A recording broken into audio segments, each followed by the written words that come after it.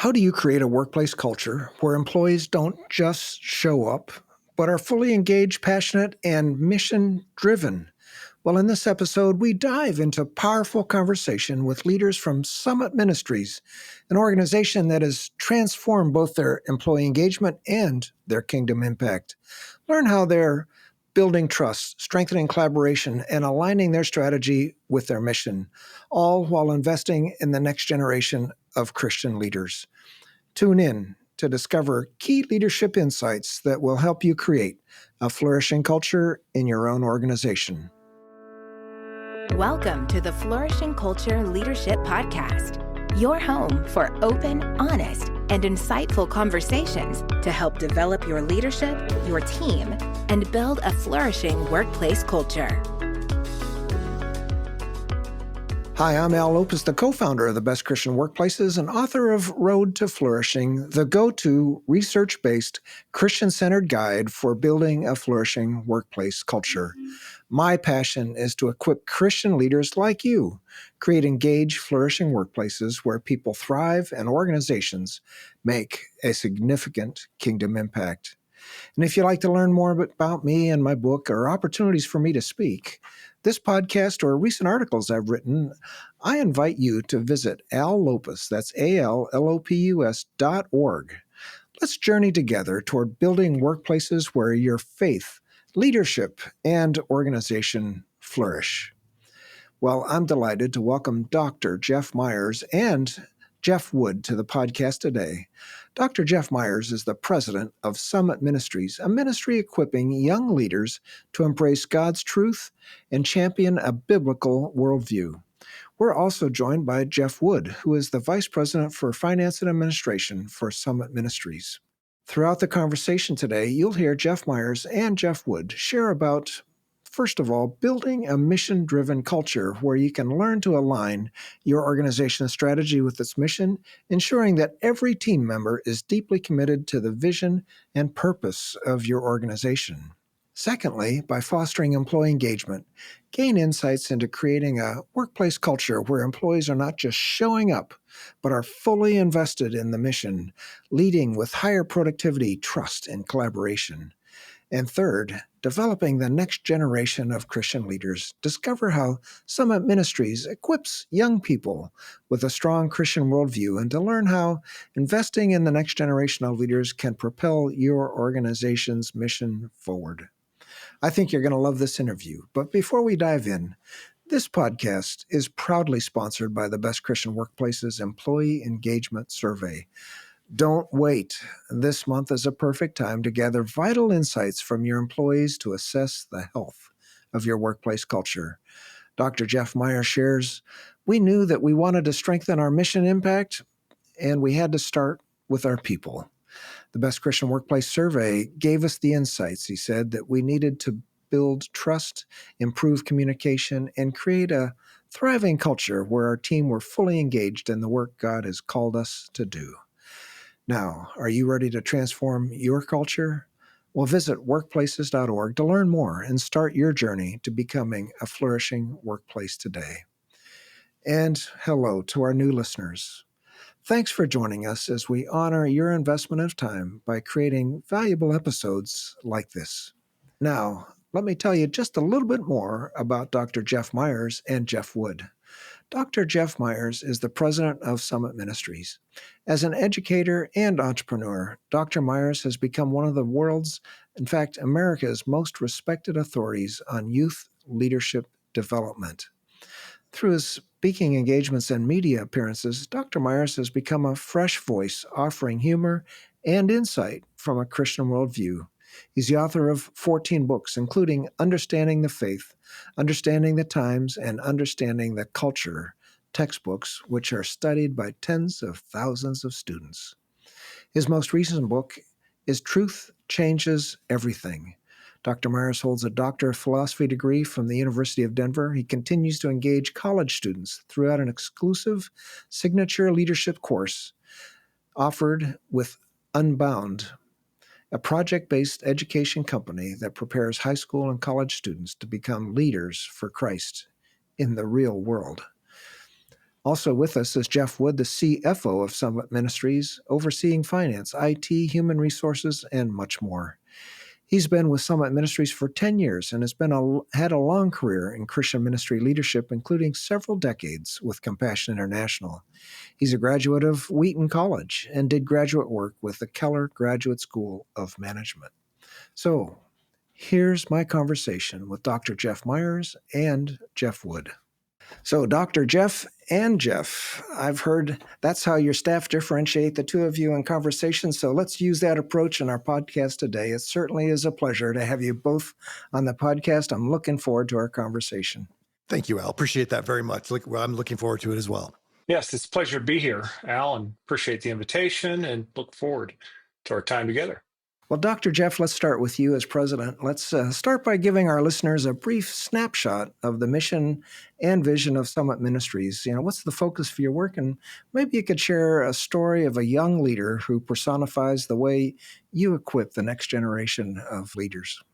Since 1962, Al, Summit Ministries has equipped and supported the rising generation to embrace God's truth and to champion a biblical worldview.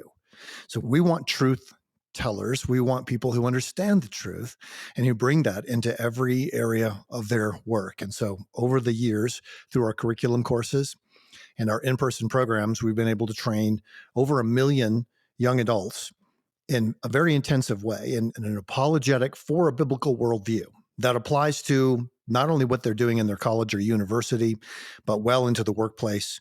Our graduates have gone into the military, into politics, into business, medicine, science, education, agriculture, all different areas, because they are learning to be leaders in all of those areas. And you asked me for a story of a young person. There's so many that I would like to tell, but I'll just tell you one from this week. So one of our graduates is named Caleb Ragland, and he's a farmer and a soybean farmer in Kentucky. And I don't know how he managed to get this position. I think they probably just said, Caleb, you're going to be the new president of our association, and because you're younger than us. But his life is agriculture. Now he's the president of the American Soybean Association. Well, now they've had to weigh in the media on the tariff question. And here you have Caleb, who has been a supporter of Donald Trump, having to, on this particular issue, articulate a viewpoint that is taking an exception to the president's policy. And as I watch Caleb, he's been so articulate and so clear in how to engage on difficult issues that I really feel like he's a great example, and maybe not one you would ordinarily hear about. It's just wonderful to watch him stand up for what he believes and to do it in a way that's very respectful. Oh, fantastic. Yeah. Well, we need more of that in today's world, no question. And Jeff, when you learned about the best Christian workplaces, you decided to really work to build employee engagement at Summit Ministries. So share with us why you decided to work with us, and in the few years, what it was like working to create a healthy workplace and now a flourishing workplace. And as you and the leadership team receive feedback from the employee engagement survey, what are some of the first action steps that you and the leadership took as you invested to build a healthy workplace culture? Well, we decided to use Best Christian Workplace because the last place I worked, we used a employee engagement tool that served the organization very well.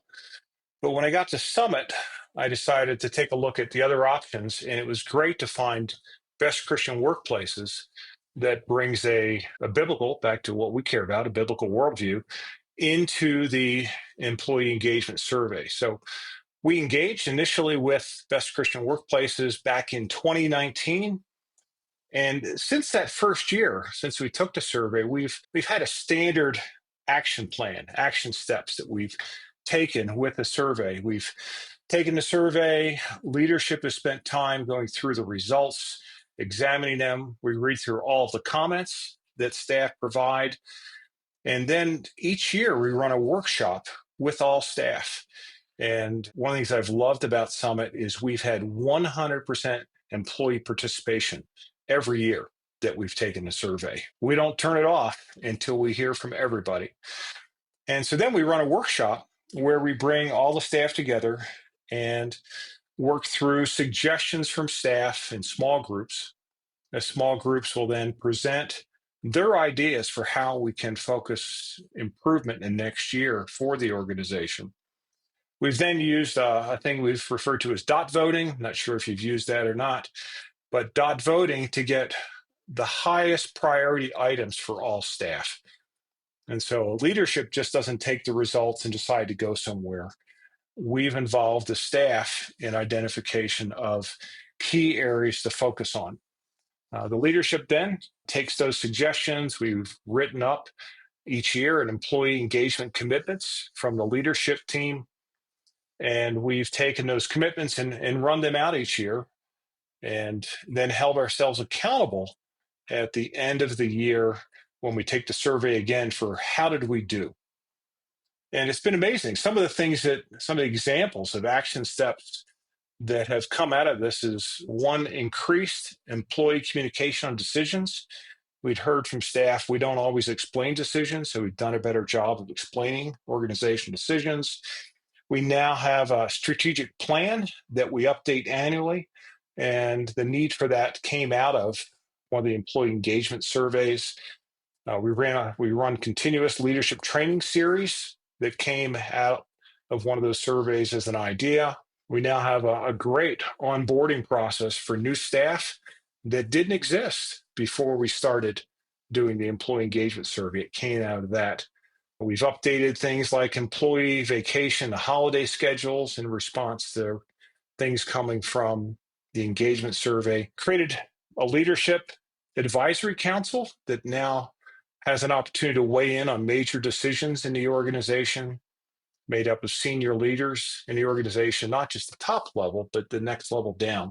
And so it's just some examples of how we've taken the survey, gone to this workshop approach, and then create a list of commitments, and then held ourselves accountable to staff to deliver those commitments through the course of a year. Wow, Jeff, that's amazing. And I would imagine that in the workshops, the staff workshops, you're identifying issues to talk about that come out of the survey. Is that how that works?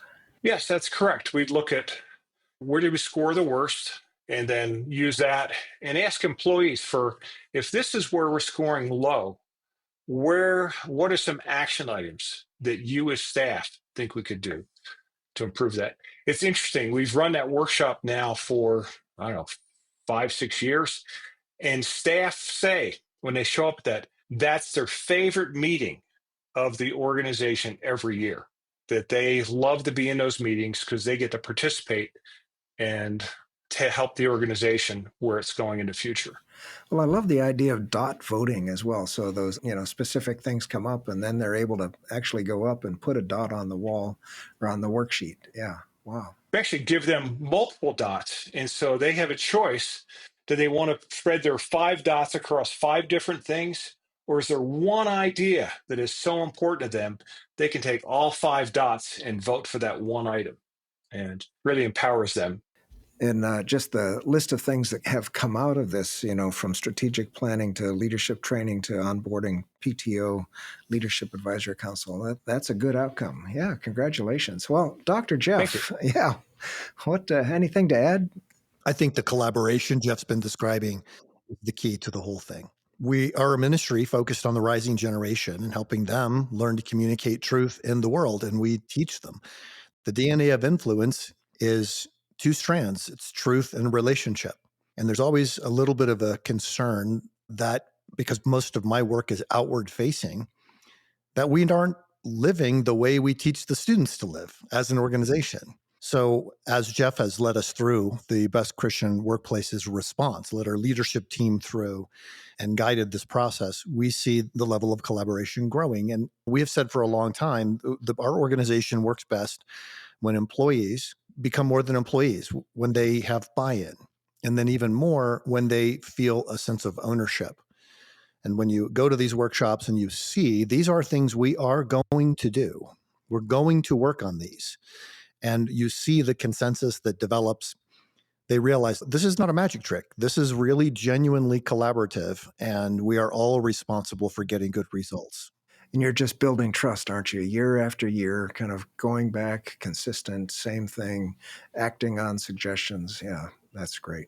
One other thing that I did want to mention here, it could fit here, but we've used a couple of different tools. One is called Mind Styles. The other one is the 6 Types of Working Genius, to try to understand one another better.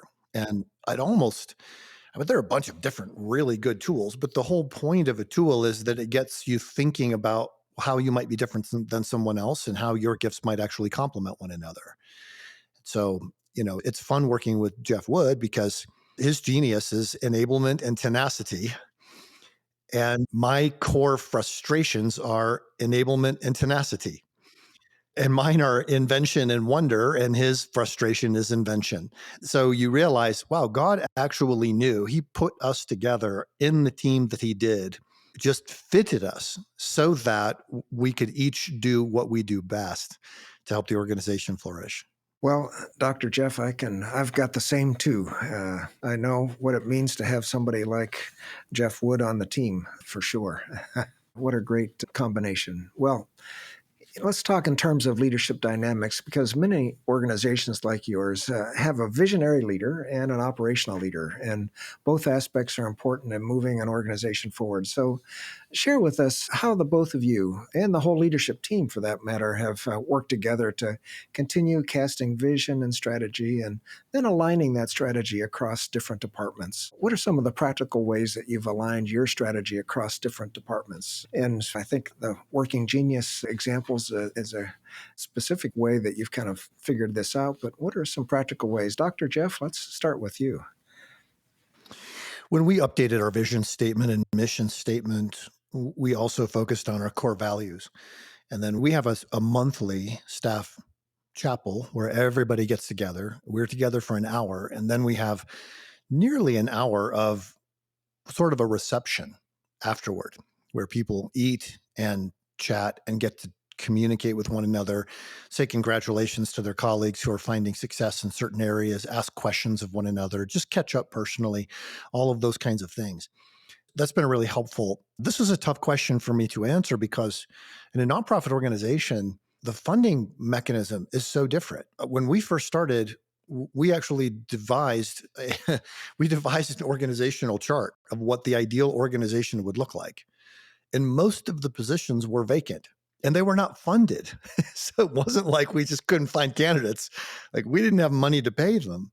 So we operated through cross-functional teams for a while. And even though everybody looks back at that as having been a pretty tough time because you're doing your job and you're also meeting with people from other areas across the company to try to get some things done that we don't have an employee to do. At the same time, it helped break down some of the silos. And our company operates we have two main programmatic things that we do. One is publishing and one is in-person programs. And they are very different. If you spun either one of them off, they could successfully operate on their own. So getting people in those different departments to be able to collaborate is always tough. And sometimes it's actually easier when we just don't have anybody else to do it. We have to work together. Great. Yeah, great examples. Yeah. And breaking down silos by having cross-functional teams. Yeah. Jeff, how about you? Has the team working together cross-functionally? We've just done an amazing job. The VP team, as Dr. Jeff has mentioned, his wonder and invention and his speaking gifts take him outside the organization and speak. And it's the collaboration at the vice president level has just been amazing. And we're able to make decisions in Dr. Jeff's absence in terms of the operations of the organization. And there's a willingness to trade off on priorities so that if advancement is in need of additional resources at a particular time to put off an event like a vision weekend that they do each year, we can sacrifice some resources in other parts of the organization to be able to fund that. And so that could come from our program side, or it could come from the support services side that I lead. So there is this overall commitment to the vision that allows us at the very practical level to trade off when necessary and fund what's most important at the time. Commitment to the vision. Well, one thing that's notable about Summit Ministries is that you've continued this path of workplace flourishing over the course of years, since 2019. And, of course, in the middle of that journey, you had to flex your ministry because, as you said, part of this is in-person programs. Well, because of COVID, you really had to adapt what you were doing. So some of our listeners, might feel stuck. They've been working on employee engagement and workplace health issues for maybe a couple of years, and they've made some progress perhaps, but really need some encouragement to keep working for the long haul. So now that you've been seeing improvement over the years, and again over that 5-6 year period, and you've achieved this flourishing workplace culture, can you identify some of the key decisions, or maybe even a couple of the investments that you've made in your staff that have made a big difference over time? Dr. Jeff, how about let's start with you. There are many, and Jeff Wood can speak to many of these in a more specific fashion than I can. But when Jeff came to the organization, we were in the process of just identifying different job levels and trying to figure out what kind of parity in pay can we offer given the market that we have, that we're competing in for good employees. At the same time, we tend to hire people who are mission driven. They come to work not because it is their job and they get a paycheck. They come to work because they absolutely, in their heart of hearts, believe that what we're doing is making a difference in the world. We do not ever want to take advantage of that heart by saying, well, because you have a heart for this, you're going to be willing to get by with less pay, or your benefits aren't quite right. We have I think of it as a gold-plated benefits program. I mean, we really take care of people. Even to the point where with some of our employees, we have housing that we have available to them that they can buy at a rate that's a fair market rate, but very definitely competitive. And they can actually live in some of the properties that we have and form a community to themselves. They love that. It creates, as you mentioned earlier, a lot of trust. COVID obviously was very difficult when you run in-person programs. Every camp and conference can tell you their horror stories of what that looked like. But we met by Zoom, our first ever Zoom meeting, all of us meeting together. And I said to our team, because our impulse is, look, we're pretty conservative. We don't want to step out there and have to go back to our donors and say, I'm sorry, we can't do any ministry, but you need to give us twice as much money. I shared this. We are not of those who shrink back. And we press on toward the high calling of Christ. God is giving us this trial as an opportunity to significantly expand the work that we do. A lot of people in our organization, especially in the programs area, look back at that as having been a key moment where we crossed over the barrier of fear and began to become creative in a whole new way. I remember a meeting where our programs team got together. They were going to meet for 1 hour and come up with some ideas for offering a virtual program. After 4 hours, they had more than 200 ideas that they had come up with. And they produced what is still to this day, to me, the gold standard of a virtual week-long conference program for young adults that affected young adults all over the world who would never have had the opportunity to participate in an in-person program. They could never get visas here. And even if they could never afford airplane tickets to come here. And yet they were able to fully participate and be Summit Ministries graduates. We press on, we don't shrink back. And with that, you've got an international program that works for so many more people. That's fantastic. Jeff, how about you? What would you add? Dr. Jeff covered so much of what we did during COVID and how the teams rallied together. I do want to come back to sort of investments and key decisions. Staff are the place we do invest in the most. As Dr. Jeff said, we provide a number of benefits and we take the salaries, being salary competitive, very seriously. We annually do competitive salary surveys, use those to determine, are we up to the standard? The benefits we include are quite good. We provide annual statements to our staff so they can see what is the total value of their employment with Summit. And that's something that we see as important for them to understand, sort of that total value that they receive for their engagement. So it's not just taking advantage, as Dr. Jeff implied, of people that are mission driven, but ensuring that we hire quality people and we expect quality people to receive quality pay. And so that's something we've done in terms of staffing. We also invest in quality technology. People need good processes and technology to perform their work. So whether it's a classroom that has state-of-the-art lighting and sound systems so the students can hear clearly what's being said from the stage, or whether it's great accounting systems that our staff need to track the systems, we make those investments in the staff and the infrastructure, business processes. And our goal is steady improvement. And we also have to be careful not to take on too many changes at one time. We've seen that with the employee engagement survey, that those action items that we commit to each year, actually the list of those has gotten shorter to ensure that the things we do commit to are things we can truly deliver on in the future. Yeah, we've had organizations start off with like 20 action items, and they quickly realize that's way too many. And yeah, so you'll focus on what, one or two key new items each year? The last couple of years, it's been two. The first year, I think we had probably 5 areas that we were going to do in the first year. And it's like, we did okay, but it was a lot. It's the same amount of time spread over 5 things. So we did some things that we look back and thought, well, that was fun. Lunch and learns, for example, that was fun, but it didn't have as much of an impact as we'd hoped. It was still fun. Yeah. And some of those things that we implemented, they weren't just 1 year things. They are now part of the culture. And so that's where you introduce new things. And you can't introduce too much new stuff because people also have a job to do. And so it's been that finding that balance that new things that you do become a part of the culture, and you want to sustain the good ones. And if something's not adding value, we've had to go back and say, well, it's a good idea for a while, but it's time to stop.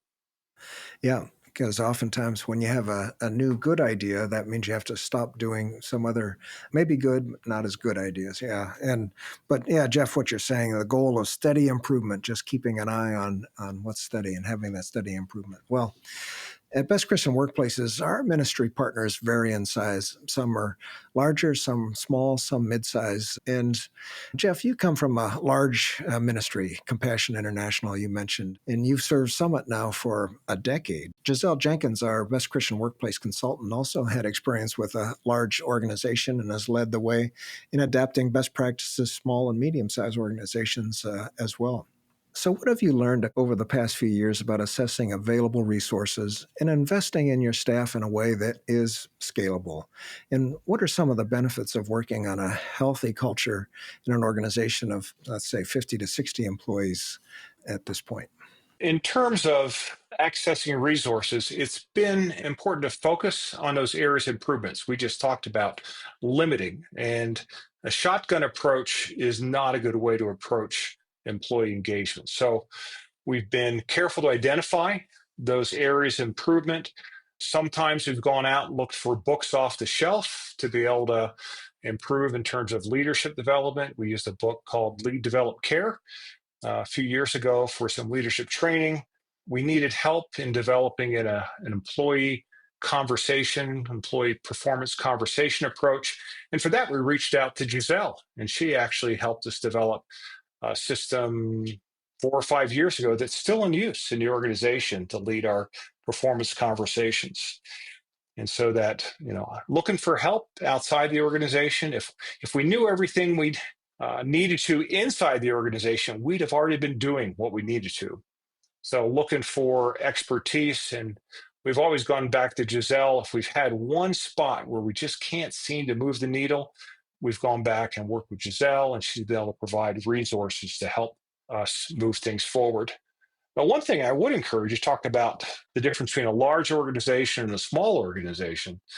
One of the things that I've enjoyed about Summit versus Compassion is that we can see that needle move in a smaller organization quickly compared to Compassion when we try to drive cultural changes across 20 to 30 offices around the world. It can take years to see improvement in particular areas. And for Summit, with 50 to 60 people, even with 10 to 15 remote, we can see significant improvement in the course of a year or two in the organization's culture and employee engagement. And I know your employees really appreciate that too. Well, it's great to hear about your commitment to your staff and the ongoing investment that you're making in a flourishing workplace culture. That's for sure. And you've invested in leadership development of your own staff while your ministry works on leadership development for younger adults. So I also want to underscore the important aspect of your work in promoting a biblical worldview. And Dr. Jeff, your most recent book, Truth Changes Everything, highlights the issue where truths are self defined and people don't necessarily believe there is truth with a capital T in our culture. And I'm so appreciative as a seeker of truth myself. And that's what brought me to faith in Christ to start with. I really appreciate that. So, why is biblical truth so important as you raise up the next generation of leaders? And what was your urgency in writing the book? There were two things that made it urgent. One is the topic is so critical. The one thing that is almost universally believed in American culture today, and I'm talking 91% of Americans believe this, that's almost everybody, that the best place to find yourself is by looking within yourself. In other words, you don't try to seek the truth, you simply speak your truth. This is killing this rising generation. 75% of the young adults we work with say they don't have a sense of purpose that gives meaning to their lives. 50% say they're regularly struggling with anxiety and depression. There's a lot of fear. They're telling us, I don't think it really matters whether I do a good job in college because the world is going to end during my lifetime because of climate change or what have you. I don't think I should have children because it increases my carbon footprint. There are all kinds of things out there in the world where there are people who gain power and profit by scaring kids. We want them to be able to move forward with courage. And in order to do that, you have to start with the idea that there is truth. And the biblical perspective of truth, I go back to John 8:32, where Jesus said, if you follow my teachings, you'll be my disciples, and you will know the truth, and the truth will set you free. More young adults identify with the second part than with the first part. They know that they're captive to lots of things they wish hadn't taken them captive, and they want to be set free. Well, what's the key to being set free? You've got to know the truth. That word in Greek is aletheia. It means reality. Jesus is not saying, follow my teachings and we'll all get along better. He's not saying, follow my teachings and you're going to get rich. He's not saying, follow my teachings and you'll be able to speak your truth. He's saying, follow my teachings and reality itself will open up for you. So helping young adults realize that's not a scary thing, that's a good thing. And that if you embrace the truth as found in Jesus, then you're doing something that has literally changed the course of the world. And that's the reason behind the Truth Changes Everything book. The second reason it was so urgent for me to write the book is I was going through a battle with cancer at the time and literally thought, if this is the last book I ever get to write, what do I want to be sure to say?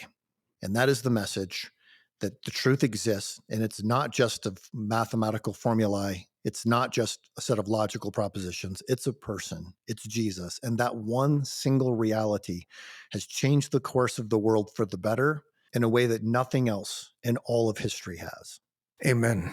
I'll say amen. Well, gosh, this has just been a great conversation. We've learned so much, and I think about going back and so appreciative of the fact that you're championing a biblical worldview. You've had 1 million young adults going through your programs, and yeah, congratulations, Caleb, and for learning how to speak the truth and respectfully for the unique American Soybean Association. It's just one group. You should watch his videos. Watch them. Just put in Caleb Ragland and CNN or CNBC, and he just speaks very plainly, very respectfully, with a sense of humor. It's just exactly the kind of thing you want to see. And he's a farmer. He's not a senator. He's just doing his everyday job and trying to help as many people as he can. And I love that. Yeah, what a great example. And again, how since 2019, you've worked on improving the health of your own organization and how that's led to a number of steps that you take each year, including doing the survey, looking at the comments, then having a workshop to work on some of the things that came out of the survey and how you have your employees with small group suggestions and dot voting, and then the response from leadership, and what a trust building process that you've got. And again, collaboration and focus on truth and relationships, the way you're building the sense of ownership with your employees and how that's building an engagement, and the core values, the things that you're doing to build engagement from and cross-functional teams and trying to break down silos, and what you learned during COVID and how that really created innovation and how you're able to really focus on not giving up, but pressing on, as you say. So, and the way you've made investments in your staff in terms of benefits and compensation and making sure that they're being respected in terms of those things as well. And again, your comments, Jeff, on scale and how you're able to focus on improvement. And again, how then Dr. Jeff, how truth changes everything, and what a great book, and how that can really impact the next generation of youth as they go through your program. So that's a lot to chew on, that's for sure. Anything you'd like to add that we've talked about? Dr. Jeff, let's start with you. I don't think so. I just think this has been the best season of ministry. It's been the hardest job I've ever had, been the best job I've ever had. And it's largely because working with guys like Jeff, working with the VPs, and man, they work so well together, and I trust them and they trust each other because of the strategic plan, which Jeff mentioned at the outset. We've been able to give people a long runway. Here's what you think you can do. We're here to support you along the way. Here are the resources that you need. And now let's get it done. So that question, how can I support you, seems to be one that regularly gets asked in our department meetings when managers meet with people. And it's flipped the idea of leadership, I hope, from being the one or two key people at the top with everybody else just running around serving, to more of an organization where people really have a sense of ownership. Employee engagement is a key factor for organizational success.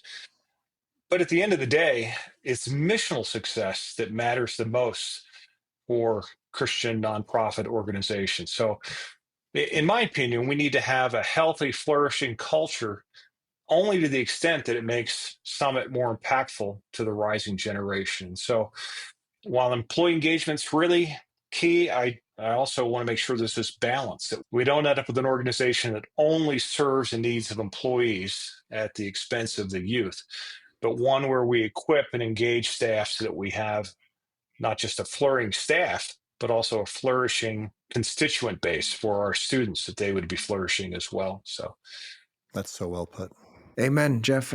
Yeah, exactly. Yeah, as I like to say, we, Best Christian Workplaces, seeks to have Christian-led organizations set the standard as the best, but also the most effective places to work in the world. And we believe that will attract people to Christ as they see the body of Christ working so well together. So absolutely. Well, I want to thank both of you for your contributions today. Most of all, I really appreciate your commitment to raising up the next generation of leaders who are faithful to God and the truth of His kingdom. So thanks for taking your time out today and speaking in the lives of so many listeners. You're welcome. I appreciate time with you and wish you and Best Christian Workplaces continued success. Yeah. Thank you so much for listening to my conversation with Dr. Jeff Myers and Jeff Wood.